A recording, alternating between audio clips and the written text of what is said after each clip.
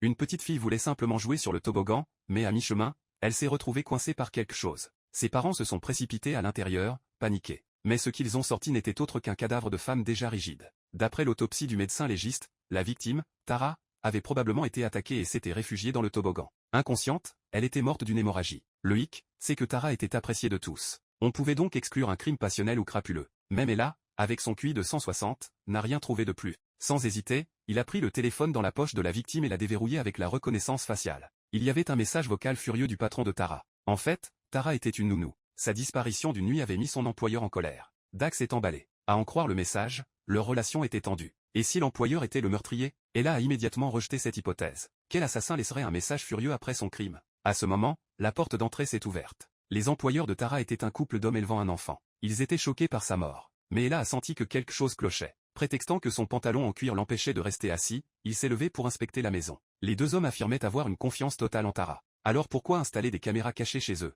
Scott, le père, n'était visiblement pas au courant. Seul quelqu'un ayant étudié la question en embauchant des nounous, comme Ella, pouvait deviner que des plantes, un globe et même des jouets pouvaient dissimuler des caméras. Paul, la mère, a expliqué que lorsqu'ils avaient engagé Rosa, leur précédente nounou, quelqu'un avait posté sur un forum que Rosa avait laissé l'enfant seul à la bibliothèque pendant qu'elle prenait le thé avec des amis. Ils avaient fini par la licencier. Mais depuis l'arrivée de Tara, les postes accusateurs s'étaient multipliés. Pour vérifier ces allégations, Paul avait non seulement installé des caméras, mais aussi engagé un détective privé. Voilà pourquoi il était si furieux dans son message vocal quand Tara avait découché. Ella et Dax sont allés voir le détective, espérant glaner des indices. Coïncidence, le détective était une vieille connaissance de Dax.